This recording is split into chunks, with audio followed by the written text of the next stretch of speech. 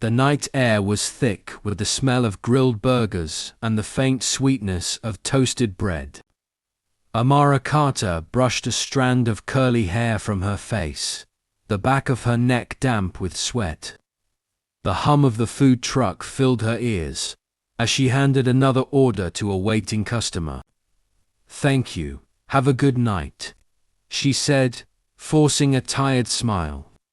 Her voice was still warm, it always was, even though her body begged for rest. This was her third job. The morning started at the downtown cleaning service, scrubbing marble floors in office buildings that smelled like money and perfume. After that, she spent the afternoon tutoring neighborhood kids. And now, here she was, at a burger truck parked by the corner of Main and Pine, working a 3-hour night shift just to make rent. Every minute mattered, every dollar counted. Her mother was in a hospital room across town, connected to machines Amara couldn't afford.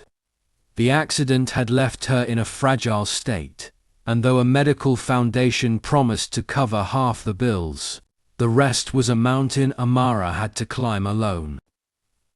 She wiped her hands on her apron and glanced at her phone. No new messages. Just the same notification from the hospital app.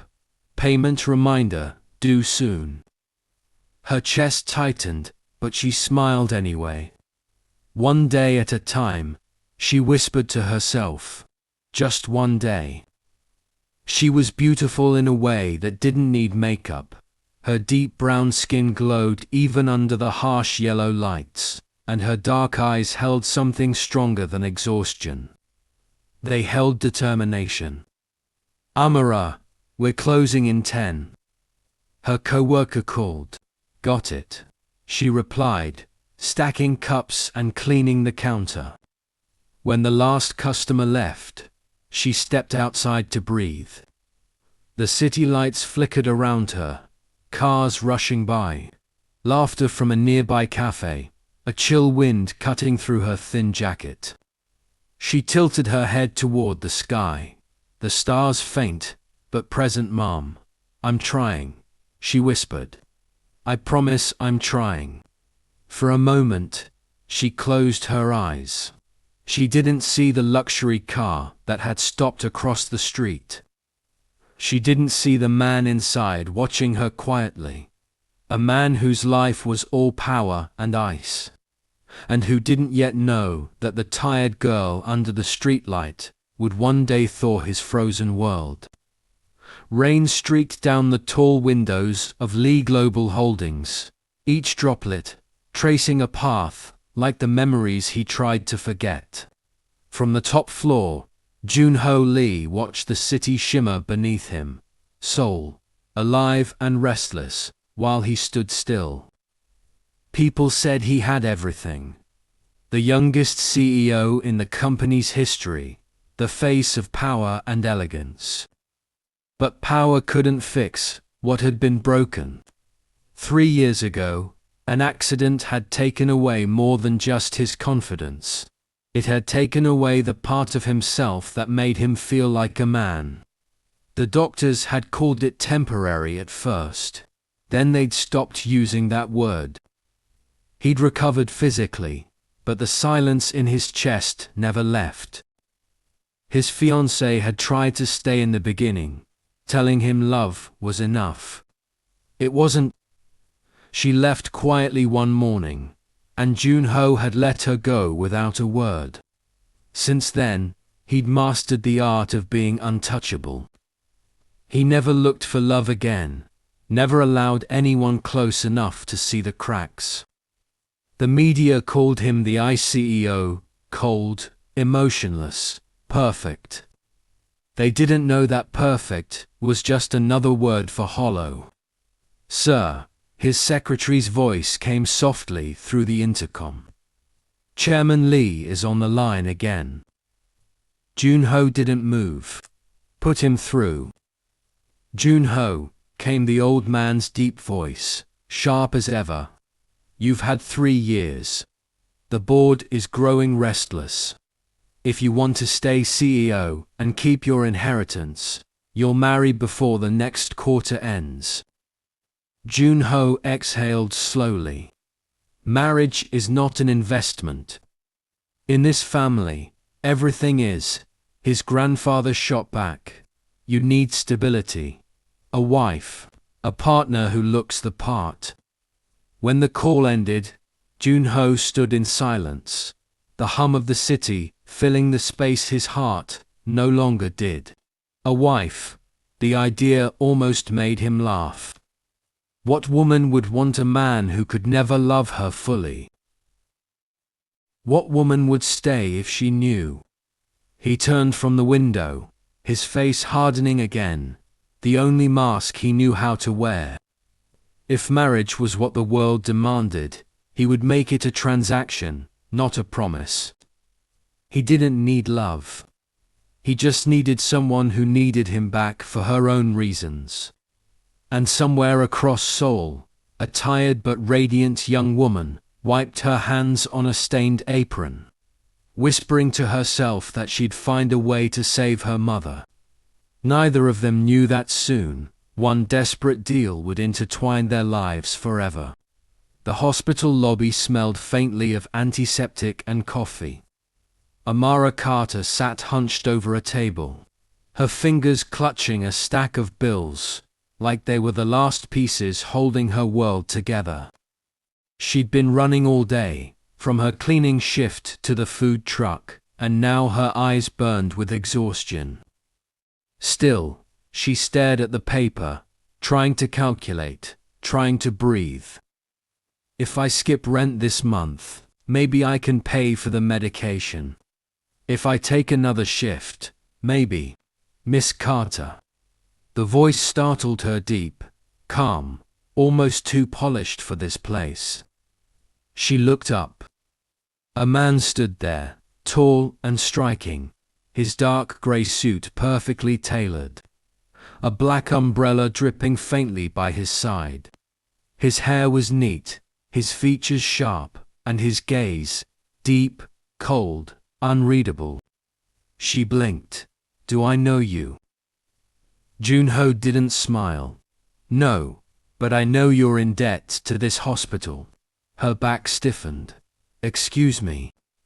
He gestured slightly toward the papers in her hand. Your mother's treatment. The bills have been overdue for 2 weeks. Her eyes widened. He sat down across from her, without asking permission. I own this hospital's largest shareholder group. I saw your name while reviewing patient accounts. Amara's heartbeat stumbled. She felt both defensive and exposed under his gaze. So what? You came here to embarrass me? No, he said simply. I came here to make you an offer. His tone was calm, but his words were like a drop of ice down her spine. An offer. He nodded once. I'll pay for your mother's entire treatment. Every bill, every cost. You won't owe the hospital a cent. She narrowed her eyes. And what do you want in return? Joon-Ho leaned back slightly, his expression unreadable. You... Me, she repeated, incredulous. Yes, as my wife. For a moment, the noise of the lobby faded. No footsteps, no beeping monitors, no whispers. Just his voice, low and steady, and her pulse echoing in her ears. I don't understand, she managed to say. You're a stranger. This is crazy. He didn't flinch. I need a wife, for 1 year. No intimacy, no expectations, just a contract. In exchange, I'll take care of every financial problem you have. Amara stared at him, half stunned, half offended. You make it sound like I'm for sale. You're not, he said quietly. You're desperate, and so am I. Something in his voice made her pause. Beneath that calm exterior was something else, pain, old and hidden, but very real. She gathered her papers, shaking her head. This is insane. Think about it, Joon-Ho said as he stood. I'll have my assistant send you the details. You don't have to decide tonight. And before she could respond, he turned and walked away, leaving behind a faint trace of his cologne, the echo of his footsteps, and a question that wouldn't stop playing in her mind. Who is this man? And why do I feel like saying no might change my life forever? The rain had stopped, but the sky was still grey when Amara Carter became Mrs. Lee Joon-Ho. There were no flowers, no guests, no music. Just the sound of pens scratching across paper inside a private law office on the 39th floor of the Lee Global Tower. When it was done, the lawyer congratulated them in a polite monotone, sliding the final document across the table. Joon-Ho signed without hesitation.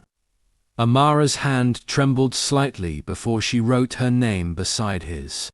That was it. A marriage built on ink and necessity. As they stepped outside, the city stretched out beneath them, bright, endless, and far away. Amara felt strangely weightless, like she'd stepped into someone else's life. The car ride to his home was silent. Joon-Ho's eyes stayed on the window, expression unreadable. Amara sat on the far side of the seat, twisting her hands in her lap, trying not to stare at him. He was beautiful in an unreal way, the kind of beauty that made people stare, yet feel afraid to speak. But there was something lonely in the way he carried himself, as though the world had long ago stopped reaching for him. When the car pulled into the driveway of his mansion, Amara's breath caught. The house, if you could call it that, looked like something out of a movie. Modern glass, silver walls, marble steps, and a silence that seemed to echo before she even stepped inside. A woman in a uniform greeted them. "Welcome home, Mr. Lee, Mrs. Lee." Amara blinked at the sound of her new name. It felt too heavy for her shoulders. Joon-Ho handed his coat to the maid and turned to her. "There are a few things you should know." He said it as though he were discussing a business merger. "First, you'll have your own room. Second, this marriage is for appearance only. You don't owe me affection. You don't owe me conversation. All I ask is that you play your part when necessary." Amara's throat felt tight. And what exactly is my part? He met her eyes for the first time that day.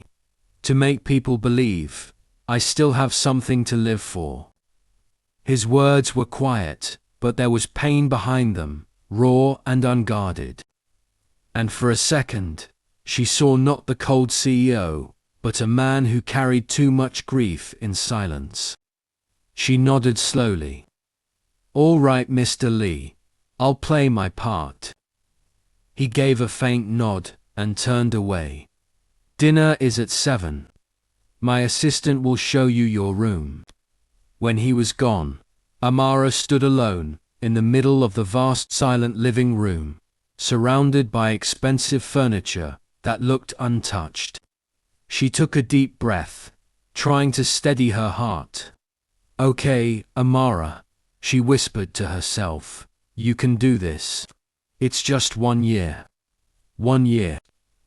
But as she looked around at the cold marble floors, the piano covered in dust, the faint scent of rain that lingered from his coat, something inside her whispered that this wasn't going to be just 1 year. It was going to change everything. The mansion felt too large for just 2 people. Every sound Amara made, the clink of a spoon, the soft scuff of her shoes, echoed back at her like a reminder of how quiet his world was. When she stepped into the dining room that evening, Joon-Ho was already there. The light from the chandelier caught in his dark hair, outlining his profile in gold. For a moment, she forgot to breathe. He looked up, expression unreadable. "You're early." "I was hungry," she said lightly, "and I don't like eating alone." He hesitated, then gestured for her to sit. The space between them felt like a gulf, though only a few feet separated their chairs. They ate in silence, until Amara spoke. "You know, for a house this beautiful, it feels kind of sad." He paused, mid-bite. "Sad?" She nodded, meeting his eyes. "Like it's been holding its breath too long." He didn't respond, but his gaze lingered on her face a heartbeat longer than before. After dinner, Amara followed him into the living room. He poured tea, movements, calm, practiced. She wandered toward the piano in the corner, brushing her fingers over the keys. "You play?" he asked. "A little. My mum used to teach me. Play something." Her brows lifted. That sounded almost like a request. "Mr. Lee." It was. She sat and played a slow, tender melody, something simple, but full of warmth. When she looked up, Joon-Ho was watching her, his expression softer than she'd ever seen it. The song ended, leaving silence heavy between them. "That was," he began, then stopped, as if words were dangerous. "Beautiful," she teased. He gave a faint smile. "Yes." Amara stood, moving closer to him without quite meaning to. "You should smile more. It suits you." He looked startled, not by her words, but by how close she was now. The distance between them was only a breath.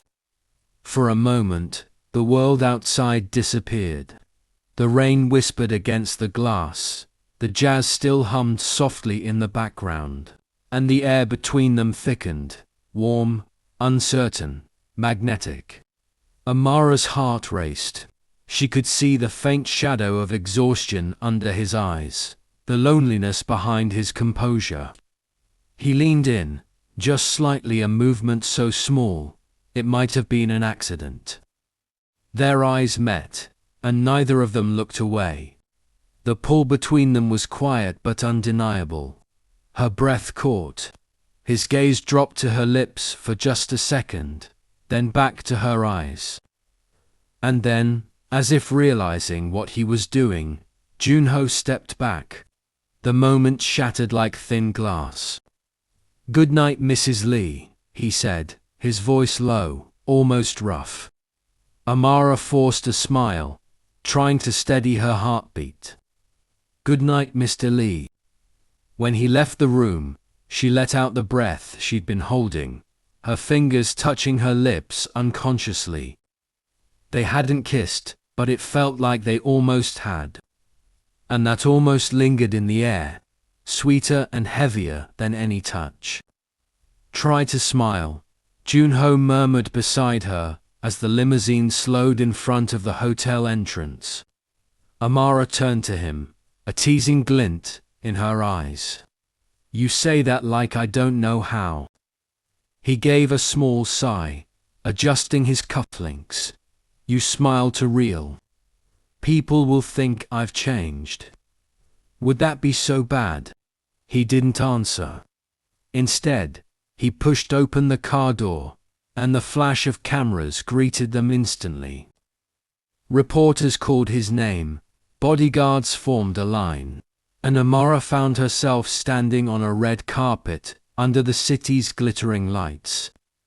Joon-Ho offered his arm, not out of romance, but out of obligation. Still, his touch was steady and sure, and something inside her skipped. She took his arm, her gown brushing against his tailored suit, and together they stepped into the ballroom. It was dazzling, chandeliers like frozen rain, violins weaving softly through the air, laughter rippling from every corner. The room seemed to hold its breath as the mysterious CEO and his new wife entered. Joon-Ho's business partners came forward, smiling politely. "Mr. Lee, we thought you'd sworn off parties." His lips curved faintly. "My wife insisted." Amara glanced up at him in surprise, then quickly caught on and smiled, radiant, confident. He needed fresh air. He spends too much time talking to spreadsheets. A few people laughed. Even Joon-Ho's assistant looked startled. As the night went on, Amara found herself charming everyone with her warmth. She laughed easily, remembered names, asked questions that made people feel seen. And every time she did, Joon-Ho's gaze lingered quietly, almost protectively. When the music shifted, a waltz began to play. A host called out, "Mr. Lee, Mrs. Lee, a dance for the new couple." Amara blinked. "Wait." But before she could protest, Joon-Ho took her hand. "Just follow my lead." His touch was cool at first, careful, but as they moved, she began to feel the rhythm, the gentle pull between them. His hand at her waist was steady. His eyes, unexpectedly soft. "You're doing fine," he murmured. She looked up, smiling. "You sound surprised." He almost smiled back. "I am." As they turned under the lights, the room seemed to fade. The voices, the cameras, the chatter. For a moment, it was just them. Her laughter, his faint smile, the quiet warmth blooming where his hand rested against her back. When the song ended, they were still standing close, breathing the same air. His eyes searched hers, something flickering behind his calm mask. Curiosity, confusion, longing. Applause broke the spell. They stepped apart, both pretending not to notice how reluctant it felt. Later that night, when they left the ballroom, Joon-Ho opened the car door for her himself, a simple gesture, but one that made her heart flutter. As the car pulled away, Amara leaned against the seat, smiling faintly. "You didn't do so bad for a man who hates public events." He turned to her, his expression unreadable. "You make them easier."